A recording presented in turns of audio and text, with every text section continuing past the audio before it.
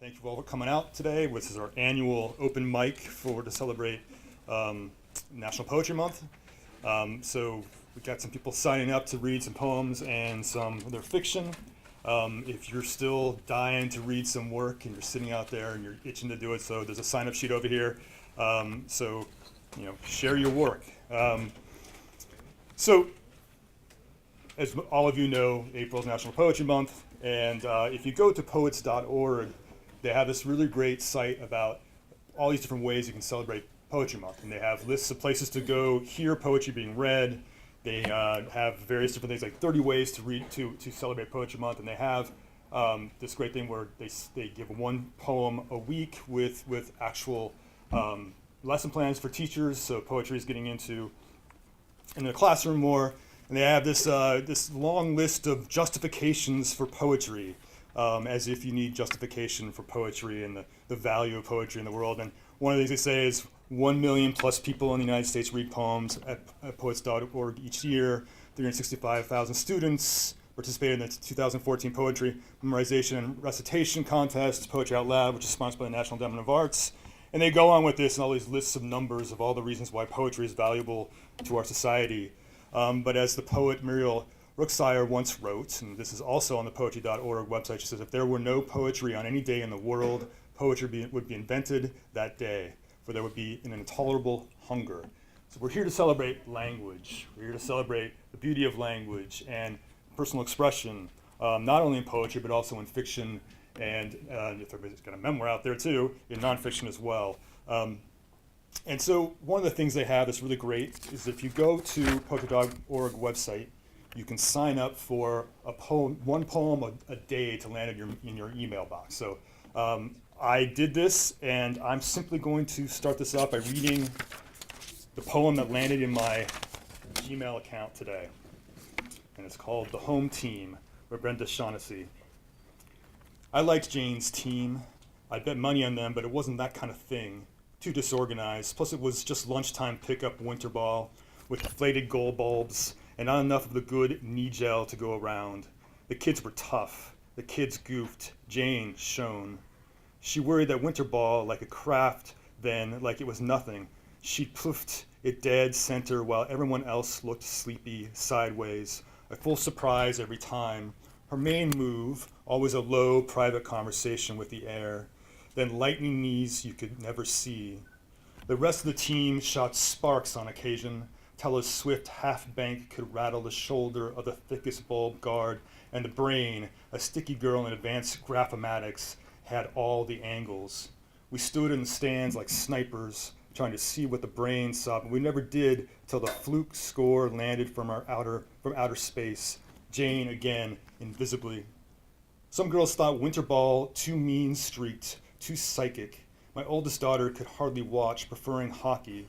They shared a season, so it was one or the other in our town. My younger daughter would rather ice swim, but even in her ice hole in the lake, her eyes followed Jane. Our hearts were in Jane's feet, her hands. All the bills we couldn't pay, the wishing for electricity and lit up screens of pleasure, the food gone rotten because no one could bring themselves to eat it. Jane gave us so many more chances to do it right this time.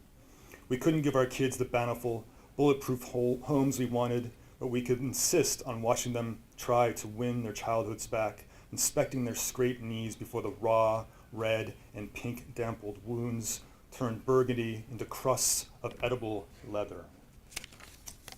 So I'm going to turn it over. Somewhere there's a sign-up sheet. All right,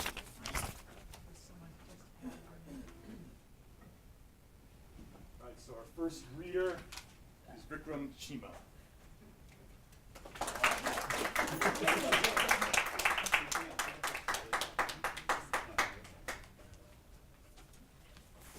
So hello everyone, my name is Vikram Chima. I'm a second year graduate student in the history department, and I want to thank so much of the colleagues in the faculty here. Dr. Paul Steggy is here, Yuta Seiberg, the historian researcher from here in Falvey, the amazing researcher, Dr. Rebecca Weiner, administrative staff and amazing friends, Holly Stupek and Franny Murphy. And so I just want to say thank you so much for supporting me. As you know, it's kind of hard to get the chairs a little empty. But, I just want to take a minute to tell you about myself. I grew up on a small farm in Northern California because poetry is really all about you. And so I think it's important for you to know a little bit about me, and a lot of this will make more sense. And I grew up in a peach and walnut orchard that my grandfather had purchased when he immigrated here from the Punjab state of India in the 1940s. And that's where I grew up. And then I moved to the Bay Area and I went to undergraduate at University of California, and then moved to LA, and then decided to come back to school to Villanova after a career as a historic preservationist and architecture historian. But all through those times, I've written a lot, and my parents, my family, that farm, UC Berkeley, the environment in the Bay Area, Los Angeles, those are all elements of what you'll see probably in the next 5 or 6 minutes. It's really not that long. So I'm just going to start with a couple of short poems, and then there's actually a little bit of narrative, kind of a parable. And then the last poem is actually a children's book that I'm in the process of publishing. There's some illustrations with it that I didn't bring, but they're being currently displayed at the Green Line Cafe in Philadelphia on Baltimore and 43rd. So if you want to check out the illustrations, they're amazing. An amazing artist named Iron Gump made them, local Philadelphian, who I met at the Green Line. So with that, I'll begin. So this is just a small one, and I don't even know if it has a title, but here it goes. If along I spun through smoke, and tripped I fell, a pound ground broke. I would not spill red blood to soak, but out would pour still voices spoke, and instead of blood upon the ground, you'd hear a blissful song of sound.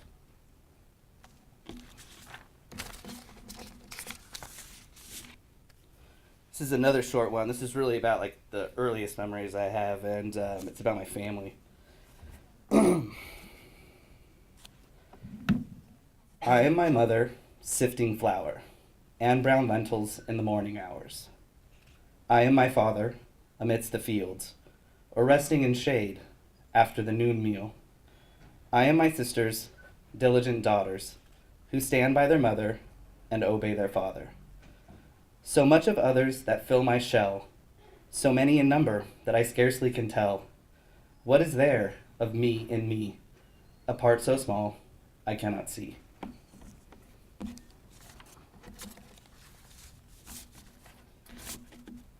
This is probably my favorite poem and the best thing I've ever written, and I wrote it in 5 minutes, which is these stories I've heard about, like the Rolling Stones and the Beatles writing really good songs really fast. But this one's called Amidst, and it's about the distinction that really, it's that there is no distinction between the material you and the immaterial universe.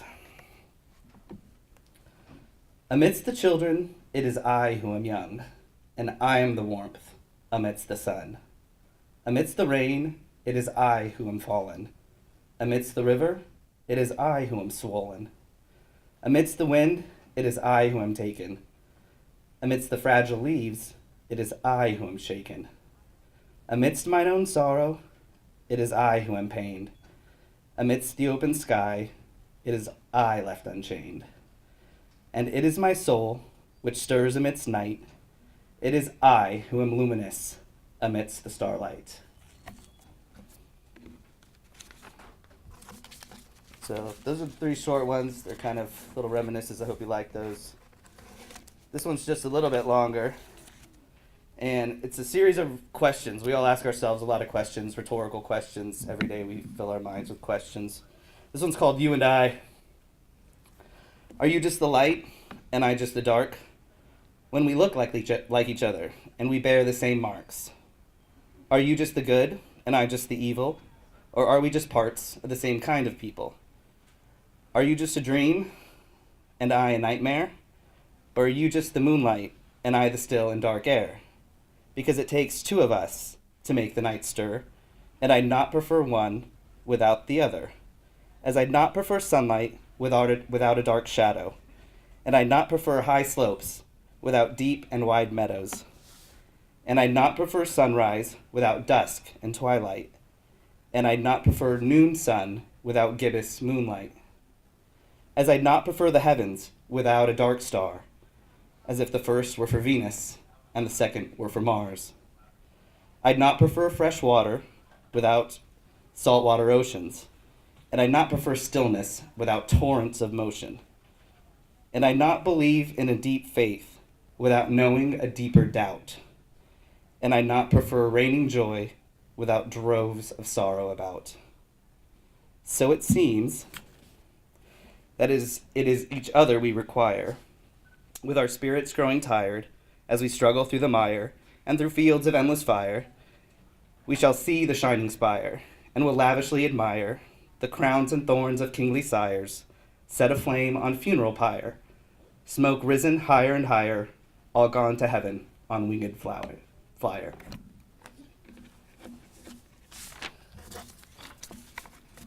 So, this one's one of the last ones. I'm almost done. This one's called Broken Pieces. It's a little parable.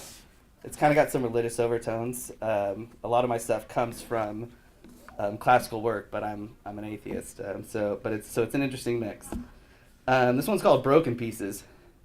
A thrower sat upon a gilded chest and spun a supple clay. He drove his pedal and his wheel the whole of the night and long through the day. He did not hunger, nor tire, nor sleep, and sculpted for less than the turn of a week. And 6 days he toiled and spun, and shaped from the clay the stars and the sun. The thrower made a woman, and one he called a man, and for each he made the other, to hold the other's hand. For at the least he thought them spared the single dread which he had shared, to be alone and die uncared. Then upon the 7th day the thrower took to rest and lay. But upon the day he woke from rest, he found me atop his gilded chest. He asked, "Have you not received your one?" I replied, "No, I'm sorry, but I've received none." The thrower and I have been kindred since. I kneel by his side and speak while he sits. He told me he was sorry, and that I was a broken piece, and for his broken works there was neither recourse nor relief. All he said I would know of life was sadness, sorrow, grief, and strife. I replied, "That's okay. I don't much care, for I've known these things since I first arrived here. And if you don't mind, you seem lonely too, so I'll sit while you spin and share time with you." "That is kind," the thrower said. "I myself am quite alone, for I have never seen one like my own." "But you are a thrower, a wielder of clay. Why don't you sculpt another today?" The thrower paused and thought and looked away. "What would be wrong with another clay maker?" The thrower replied, "I thought of making one, but what if I break her?" That was Broken Pieces. And this is the last one. This is the one that has some illustrations to it and is going to hopefully be a children's book, the universe willing. So it's called Things That Have Been and Always Will Be. So a lot of my work is based on the material and the immaterial. And, like Yoda said, we are not this crude matter. We are luminous beings. And that really is really a lot of what permeates my work, and trying to convince myself that I'm not just this, that there's something more in me. So let me just grab my waters. Just a moment.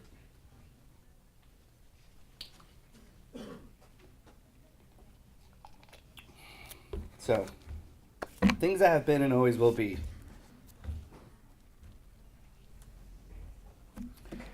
William went to the beach one day to meet an old friend, to see him and say, "Hello, my old friend, how are you today?" A warm voice replied, "Very well, as are you, I hope and I pray." Well enough, said William, and he cartwheeled away, and was taken aloft by the salt wind to play. He drifted along for most of the day, until the sky turned red, and yellow light turned to gray. Dusk had come, but William had stayed, to bid his friend fond farewell, while the day slipped away. But before his friend had succumbed to the night, William posed a small question to gain some insight. William asked of his friend, might I be able to come with you today? I don't think I've ever been that way." His friend replied, "Run and meet me at the end of the bay, where the sky meets the sand and the clouds wander and sway." William reached the end of the sparkling bay. His friend then stopped and paused and turned to say, "We've come this far, so we may as well go the rest of the way." Excuse me. William replied, "But how will I go? You seem far away. And when shall I sleep? And where will I stay?" His friend replied, "Climb on my back, and you can rest where I lay." And on climbed William, who was whisked away from the shore and the sand and the end of the day. He was taken to a place that smelt like a dream, salt chips and pine cones and stardust that gleamed. William asked, "Where are we going and who will we see?" His friend replied, "My friends, you know them, they're just like me. The mountains, the skies, the stars, and the sea, things that have been and always will be." So they climbed up the mountains and swam through the sea and flew to the stars and ran through the trees. Then they lay silent and rested with ease, floating hand in hand like spirits set free. William turned to his friend to say, "Will I be like the mountains someday?" His friend replied, "Now you are part of the sea, the mountains, the stars, and even the trees. So yes, you are, and always will be." Then they rested all night, and they hummed and they dreamed of things that have been and always will be.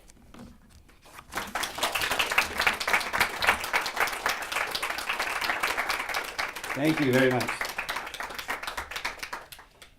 All right, thank you, Vikram. I should mention that we have some food over here, so if you're hungry, came for poetry, but there's other sustenance over there. Please eat it, or else I'm going to take it back to the English office and I'll be eating it all. I don't really want to do that. And I also need to thank Falvey Library for helping to put this together, and Kelly Stahl and Gina Duffy for helping to get this all up and running. So thank you very much. So next up is Marianne Donnellan.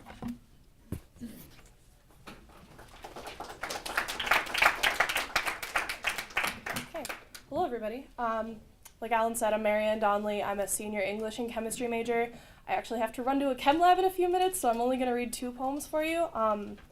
But I just want to thank Alan again and Kathy Staples, because these 2 poems I wrote for both of their classes, and they've been outstanding mentors to me at the university. So I'm really sad to be leaving this awesome writing community, and thank you to everybody else who's reading today. So the first thing I'm going to read is called The Susquehanna Statue of Liberty. I'm from Pennsylvania. This is the only Pennsylvania poem I've written. Hopefully I'll write more soon. It was not just a prank. It was an expression of love for our country. Steve Oliphant. Kept it quiet. That was the whole fun of the thing. Gene Stillip. It took 2 boats and 2 canoes to move 18 feet and over 400 pounds of plywood and old Venetian blinds into the center of the river north of Harrisburg. At sundown, they celebrated freedom by climbing 30 feet up, no longer huddled masses shivering on the shore, to raise their Lady Liberty, formed in a garage, erected without permission, without fanfare. Just the dozen of them out on the river with a statue crafted as spontaneously as a paper airplane, a love letter to recklessness, an ode to not getting caught. Statues are not usually meant to be removed. The Susquehanna does not care about intention. They swore they drank the beer after it was up, the rib cage of white hastily slapped together from wood and paint, practically paper mache. They set her on the ruin of an old railroad pier, out of the town of Dauphin's sight, set at a spot where headlights from a car cruising the turnpike could strike the newly painted lady like a moon floating in the muddied torrents, an iceberg fighting its way upstream. But she was fragile. Winds finally forced her to meet the grasping waves. The monument stood only through 6 years of man's tolerance, river's indifference. They made sure to get a permit for the next one. Fiberglass and metal made her look young again. She arrived at the close of a millennium with the same stern profile as her older sister, but not a century old, not the sickly green that too much air, too much water, too much life will bring to copper. They didn't take their lives in their hands, didn't take her in their arms this time. A helicopter lowered her into the Narrows, a drowning rescue in reverse, with a victim too heavy and too obstinate to rise. She greets the trains headed west from Philadelphia, urges cargo eastward from Chicago to the sea. The river splits, one branch cleaves Pennsylvania, one reaches to New York, guided by her torch. So if you don't live anywhere west of Reading, you've probably never seen that statue. It's right on the Susquehanna River, like I said. It's a random replica of the Statue of Liberty. If you take the train or the turnpike west of Pittsburgh, you can see it, and it's honestly one of my favorite random landmarks that I've ever happened upon. So if you're interested in that kind of thing, just drive a couple hours west. And this is the last one I'm going to read. It's called Prendergast Angels. It's about a painting, but it's not really about a painting.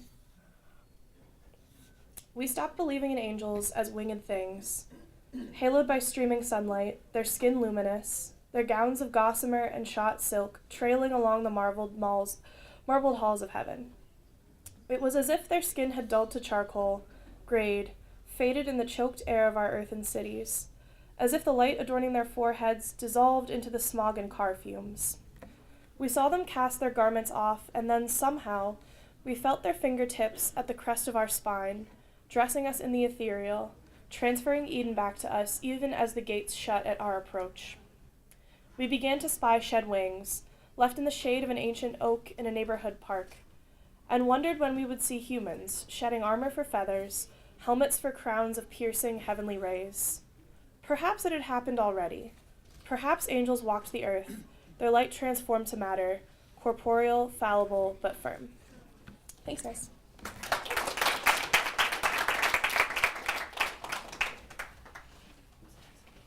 That was great, man. Thank you for reading, and I'm sorry to see you go now and at the end of the semester too. All right, that brings us to next person up was Chris Smith.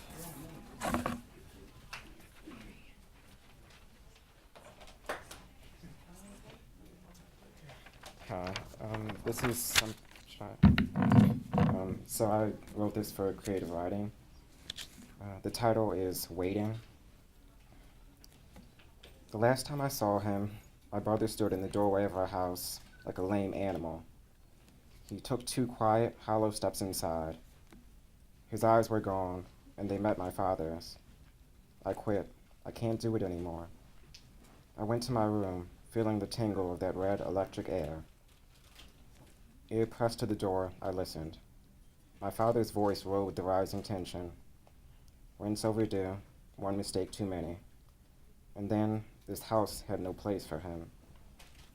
I don't know what my brother said.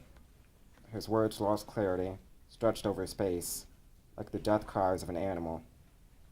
Then, a heavy silence filled my head with pressure, and the front door slammed shut.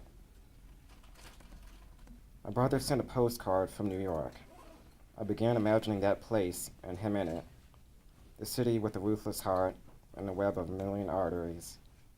They pulsed with the red glow of cars and bulged with people, bunched and roaming together like herds of animals.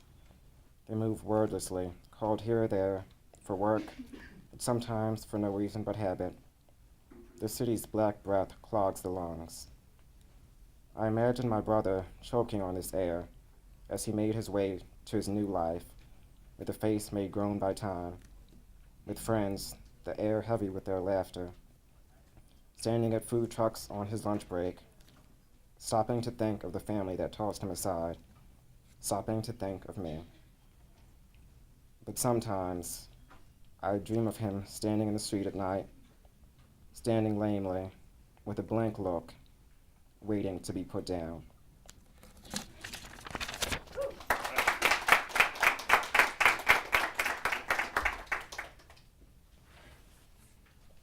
That was great. Thank you very much, because that was a really powerful poem.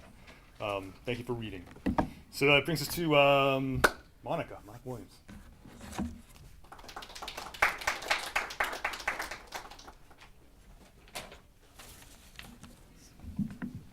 Hi, my name is Monica. I'm a sophomore math major, and this is what I would give to kiss Supergirl.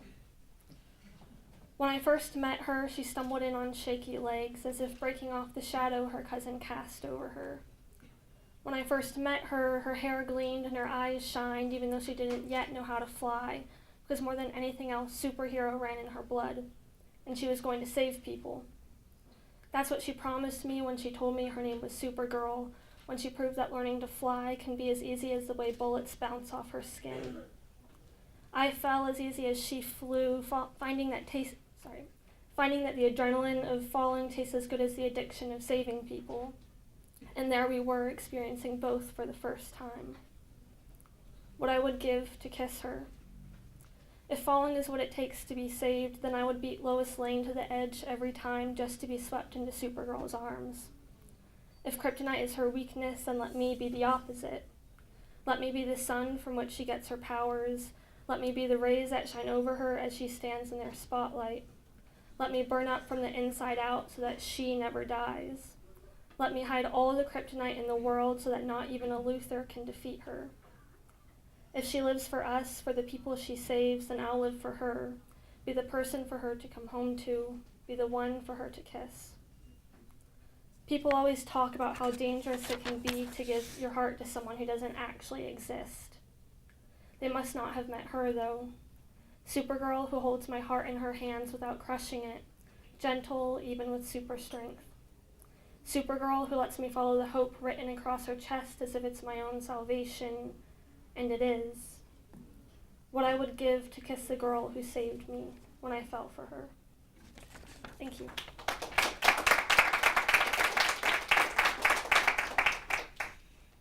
All right, thank you, Monica. That was fantastic.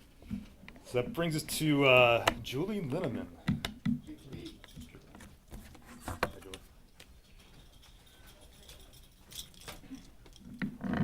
Ooh.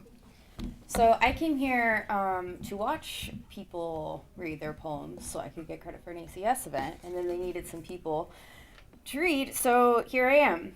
I have never read these poems to anybody, and I wrote these 2 years ago when I was in rehab, so I have come a long way. These are very different from how I am today. So I guess with that I'll begin. I just have a couple of them. None of them have poems, or have titles. They are poems, so here we go. I remember the way her hair fell about her neck, craned as she reached for the bottle beside her bed, her eyes large and empty, filled only with hopeless attempts at my trying to win her love, or with small sips of water washing down small white pills. I yearned for her affection, and she knew, returning just enough to keep me disillusioned, that one day we would be two. Her room a putrid smell of pig and cat piss, but on laundry day, when she'd wash and fold my clothes, the smell was intoxicating, as was her kiss on my lips and my side.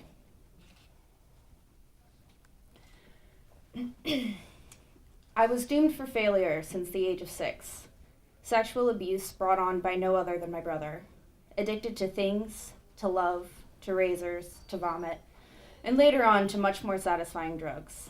I'm a big game hunter and always have been, hell-bent on heroin, on death. And I had both, yet neither were permanent. And now I'm left with myself, tired, alone, afraid, a child with no sustainable source of comfort. It's amazing how quickly and readily the eyes adjust to the dark. It's a slow and subtle coaxing, a call to action. You either dig in or get the hell out. But when the lights turn on, it hurts to blink. Every fiber in you, and I lost the last line of that poem.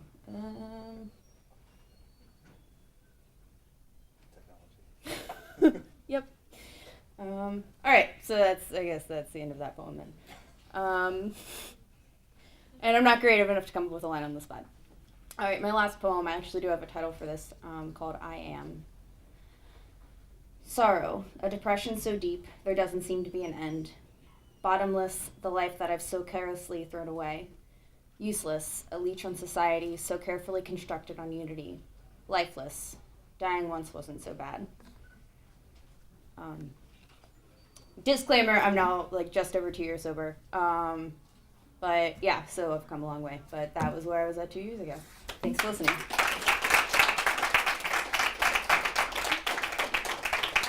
And thank you, Julie, for reading. That's great. Some really great poems. It takes a lot of guts to stand up in front of a bunch of strangers and read from your work. So thank you all who are doing this today. And that brings me to Kathy Staples.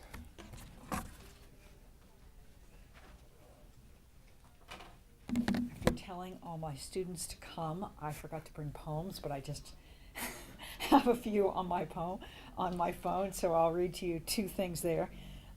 It's freezing as it is right now. There are a lot of invisible travelers going by, mostly at night.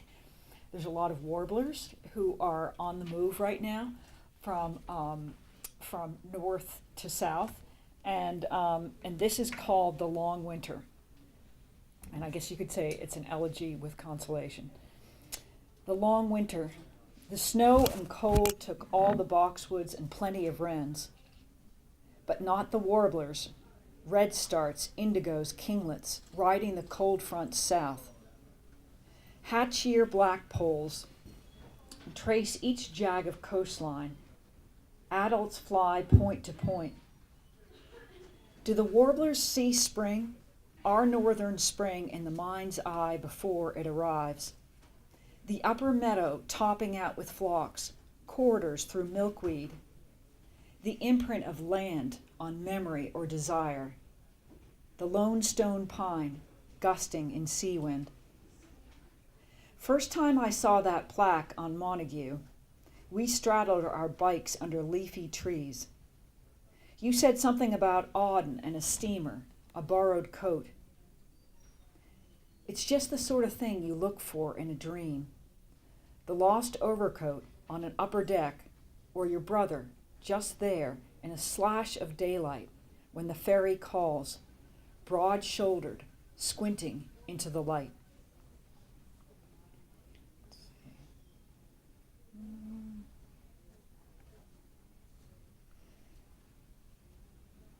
Where's that next one?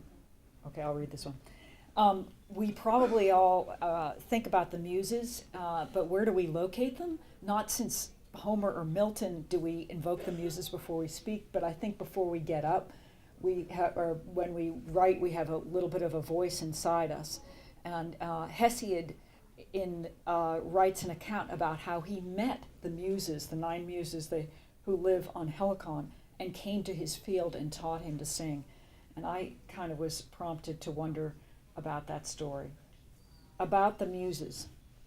Some say there were 3, others 9. Varro claimed one muse was born of water. Another played daylight like wind, as invisible as the airs on Caliban's isle. A third muse made a home of the human voice singing. Dear Hesiod, perhaps it wasn't the muses you glimpsed at the edge of farm fields, barefoot, sopping wet, but just a few village girls and cousins. Lashes of rain, blowing mist, their arms linked wrist by wrist, until they broke and sang. And a great haul of wind shook the crowns of trees. Leaves twisting white, a bough cracked high. You heard it. A shadow swayed and fell. A red fox nearly flew through, his umber tail flaming like the Perseids. Was it then you knew you were never alone, that the voice welling up wasn't strictly yours? The girl's gone, there under the dripping trees, a herd of deer peering, 8 or 9 at least. Thank you. I just want to say thank you to everybody for coming out to read. The work has been really wonderful. Really appreciate it. All right, thank you very much, Kathy. Not only is Kathy a fantastic poet, she's a wonderful teacher, and if you haven't taken classes from her, you should. So I think probably some of her students here would confirm that. And so, so thank you for reading. So next, oh, it's me. Oh.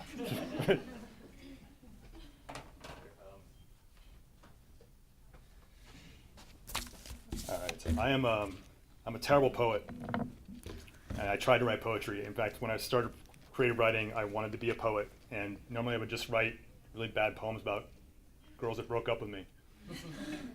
They were really depressing and just terrible. So it took me a long time to figure out I was a fiction writer, so I'm not going to be reading poetry here.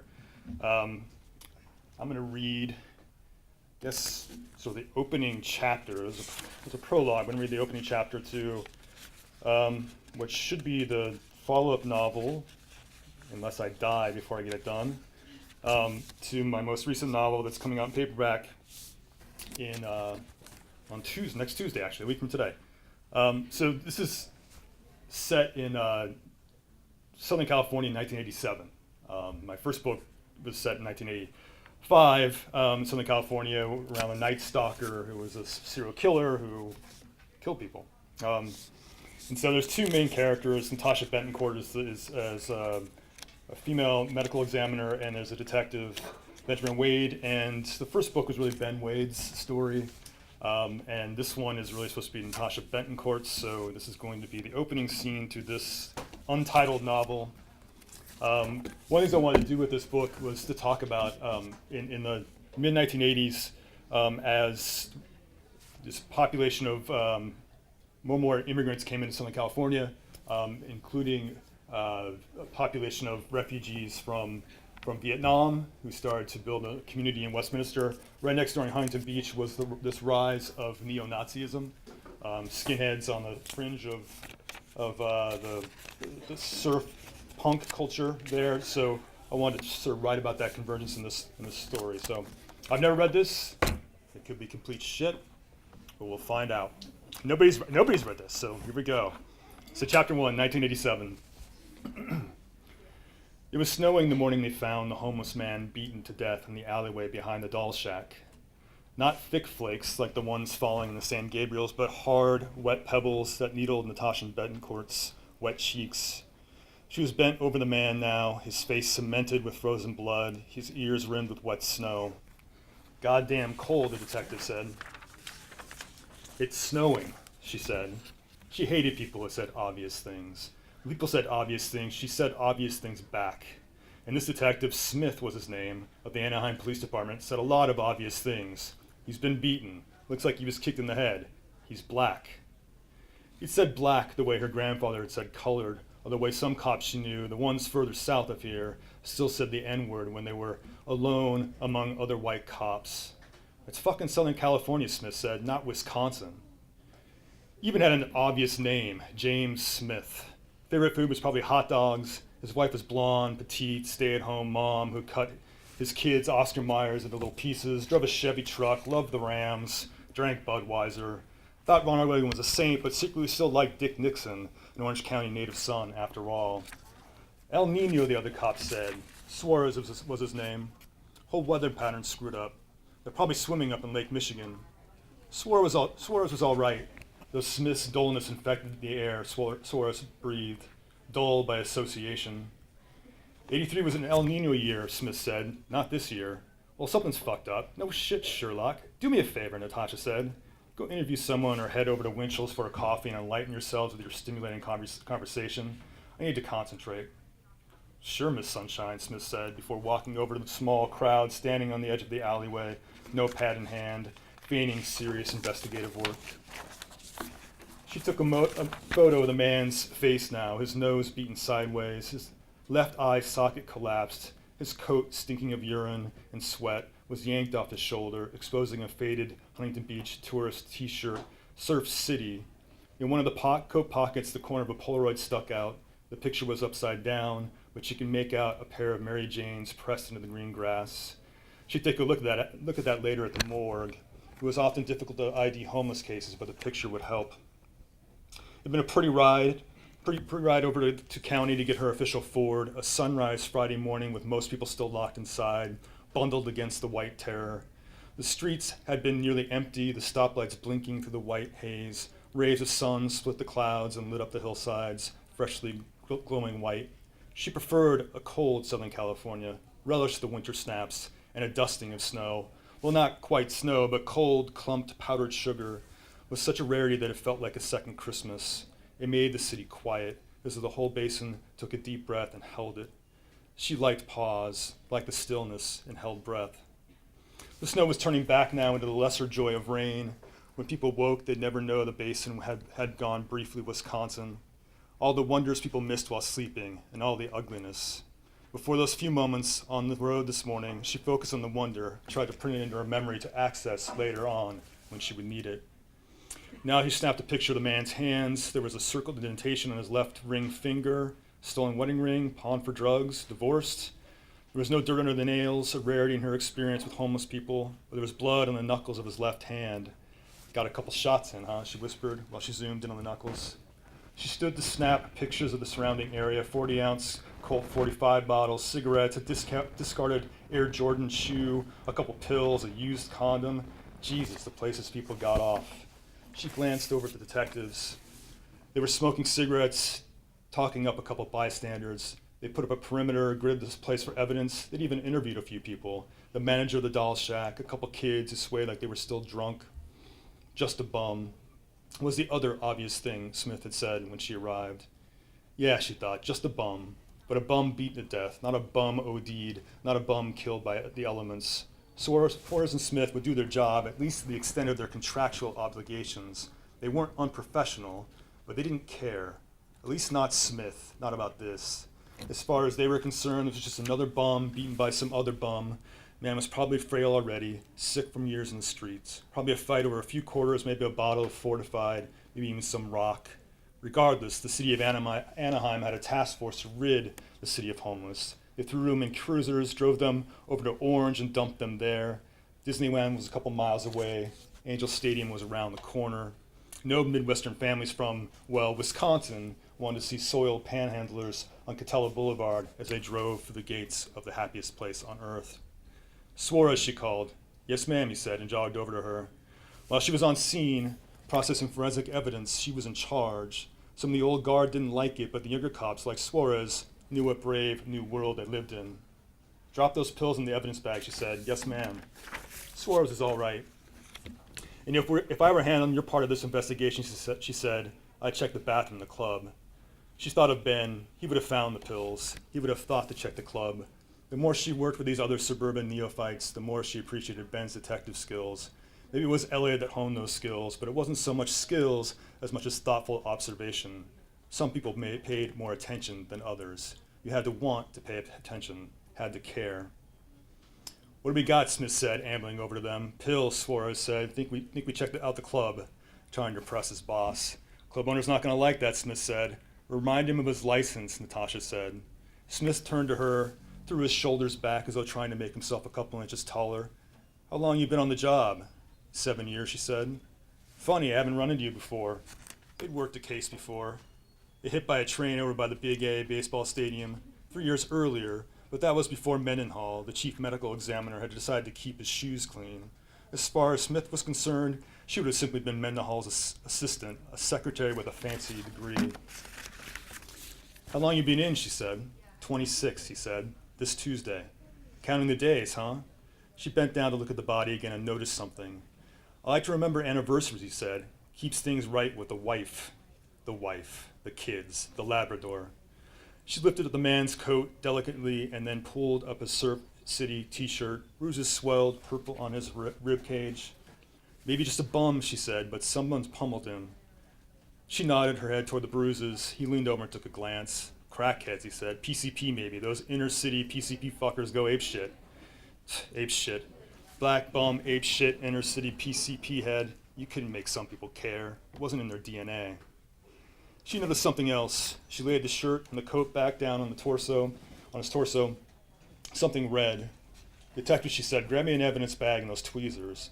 He mumbled something about courtesy, she thought, but she let it go. She'd missed this the first time around. Maybe she'd missed it because of the snow. Maybe she'd been distracted by the detective's lack of concern. But she missed this, and she didn't like missing things. Here you go, deputy medical examiner. She let that go, too. Who gave a damn about Mr. Obvious, Detective James Smith? It was wrapped around a button on his coat, a frayed piece of red fiber. She pinched the fiber with the tweezers and examined it. What is it? Smith said, getting down on his haunches, suddenly curious. Looks like yarn, she said. Smith chuckled. Maybe he liked to knit. It's a good hobby, she said, slipping the fragment into the bag. Gets your minds off things.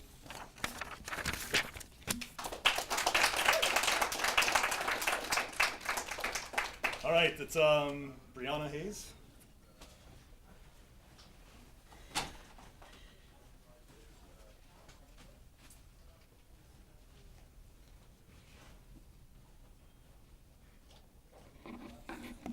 Alright, so I'm not a poetry person either, so I'm gonna read a short story. It's called It's called I Hate People. Why do I want to work here? Because I need money. What kind of dumbass question is that? What other reason is there to work? No, I don't care about putting a smile on people's faces, unless of course there's some sort of incentive. Preferably money. Honestly, hate customers, especially when they come in with their little snot-nosed kids. Yes, of course, Timmy, go ahead and fling your food everywhere. And Deborah, you're just gonna let Timmy run your life and leave without cleaning up his mess? Guess who has to clean this up, Deborah? I do. Oh, it's my job? Well, it's your job to reel in your child and discipline the little brat, but that's none of my business, I suppose. Jonathan, you come in here at least twice a week on any given shift. Why do you still look at the menu like it's your first time coming here? A number 1 with lettuce, tomatoes, and American cheese, which is the exact same thing as the number 2, but the last time I tried to tell you that, you swore I was trying to upsell you. Joke's on you. Now I'm just charging you extra for every topping and make you spend extra $3. Whatever floats your boat, Johnny. Why don't we have chicken wings? You think a chicken restaurant would at the very least have some wings, but nope. And quite frankly, Harold, your glorification of chicken nuggets over wings is sad. You walk in every other Thursday thanking us for not having bones in the chicken like all the other chicken restaurants, talking about how inconvenient chicken with bones are and how you don't like to work for your food like we asked what your chicken preferences were. Newsflash, Harold, chickens have bones and wings with bones are the best. End of story. Put me outside in the rain to take orders again. I dare you. Janet, every time it rains, you look at me and tell me that it's my turn, but you fail to realize that I'm always the one to go out there for hours on end. I've gotten sick 3 times from having to stand out there. Karma's a bitch, Janet. Okay, but seriously, I've had enough. I'm breaking out of here today, and I don't care if it's because I get fired or if I quit. I don't know how everyone here plasters on a smile from clock in to clock out every day, and I think that there was some sort of brainwashing ceremony or cult initiation I managed to miss out on during my group interview. Thanks for putting me on the closing shift with Miles, the most advanced robot you have working here. I'm going to steal all the Polynesian sauce and give everyone extra nuggets because guess who's going to report it? My trusty old friend Miles, and I honestly couldn't care less at this point. After tonight, no one will ever see me step foot in here ever again, so why not go all out? Every minor inconvenience results in a free dream cone. Hundreds of dollars down the drain, all because of me, but oh well. I have to give that famous, overzealous customer service we're known for, and for once, I feel great. After all the shit I've talked about this place, I can honestly say from the bottom of my non-existent heart that it was my pleasure working here.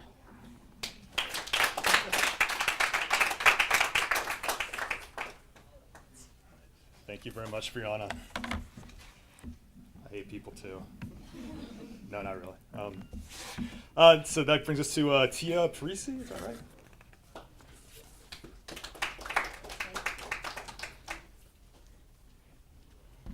All right, I'm Tia. I'm a freshman, and this is also a short story about a time I went to Las Vegas. It's called the 800-Degree Pizza Kitchen.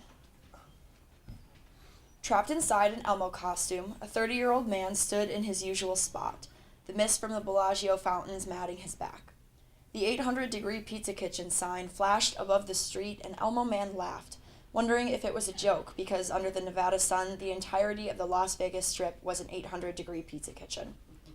A block down from the fountains, the revolving doors of a hotel spun with abnormal gusto, and out walked the daughter of a businessman and an interior designer who could easily embody every young girl and every nursery rhyme and fairy tale on her bookshelf back at home. She came out alone, ahead of her parents, skipping to the curb to get a glance of the Eiffel Tower or the Statue of Liberty. She prepared an enormous step into the unknown, but the hellish vortex blew her hair back, and she had to grab her father's hand to steady herself. He was more apprehensive as he emerged from the hotel. His steps and glances were calculated because, God forbid, he enjoy Las Vegas too much, especially with his wife right behind him. She came out of the revolving door last, jogging up behind her daughter to tie back her blonde mane with an obnoxiously large pink scrunchie. Not like an object of that magnitude or color was out of place on the strip. Elmo Man watched the family stroll down the sidewalk. Husband and wife held hands while Goldilocks kicked through piles of deconstructed feather boas. Elmo Man observed them as they approached. They were the perfect family, at least from the front. The wife's red lipstick danced with the flashing signs that seemed to be written just for her. VIP looks good on you. The wind pushed her sundress between her thighs and splayed her eyelashes into a thick black fan. The husband's heart beat through his biceps and pulsed down his forearm, under his Rolex, and into his palm where he protectively held the hand of his wife. Cindy Lou Who and her parents were getting closer to Elmo's section of the sidewalk, but the heat was too much, so instead of beginning his usual attention-grabbing jig, he slid down the side of the fountain and lay with his legs spread wide under the sun.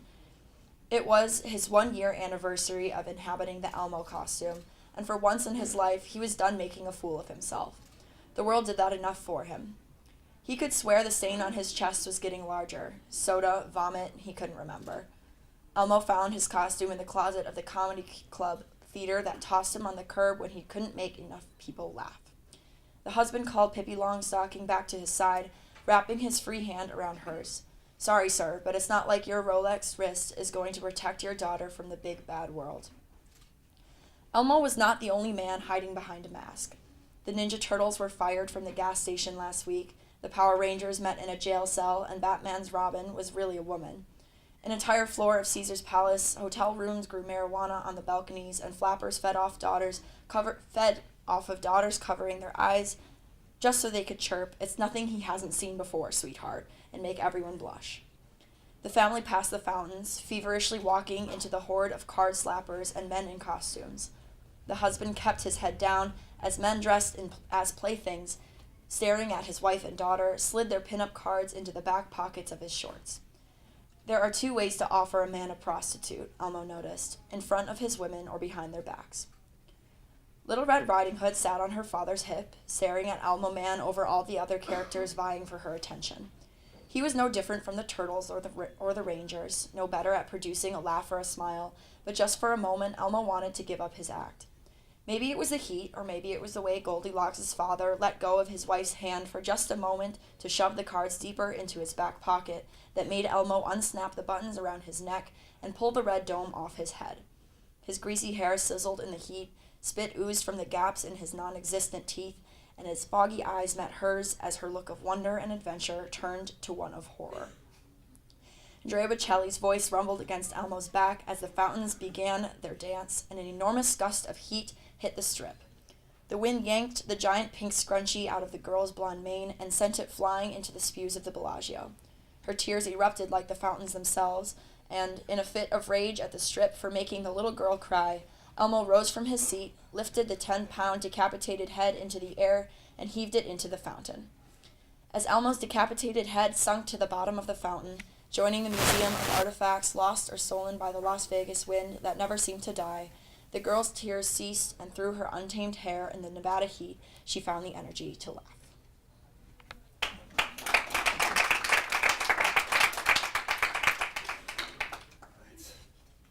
Thank you very much, Tia. I'm going to sing Andrea Bocelli in my head all day today now, just for the mention of it. So last but not least, Caitlin Sarles.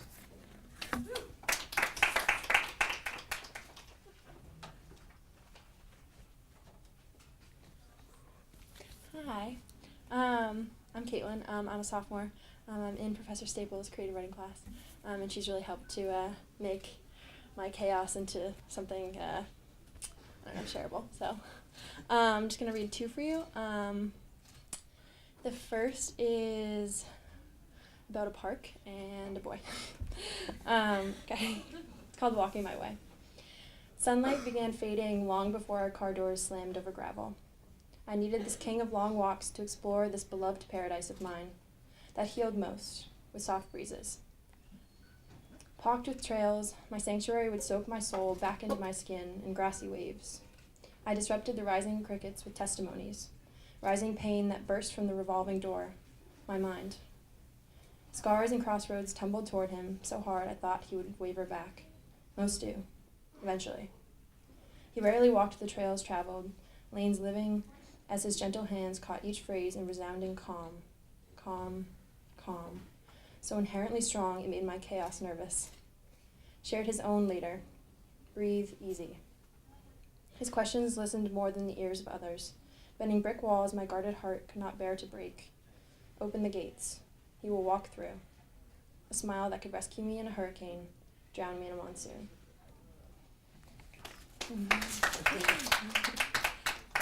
And the other one is about some friends freshman year just stargazing and avoiding our responsibilities. So it's called The Backdrop of Evening.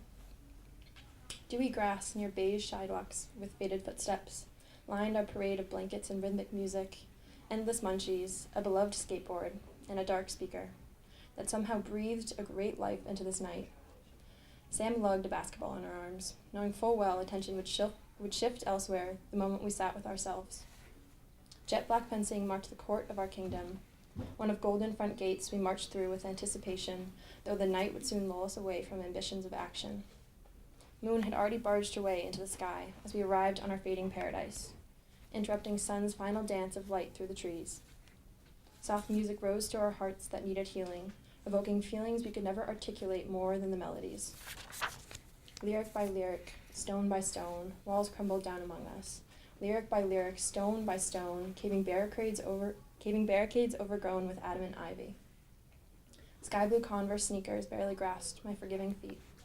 The loveliness of the evening tied together in frayed strands. Our anthems brought our darkest sorrows to break on the surface, admitting storms that had long disrupted our quiet peace. We shared the weight on our shoulders, around our ankles, weight that had somehow made us cracked, like the pavement.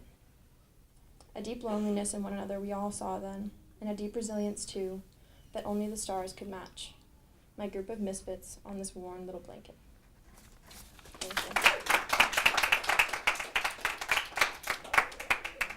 All right, thank you, Caitlin, and thank you for coming out. Thanks to everybody who read today. Yeah, so grab some food and go read some poetry. Have a good day.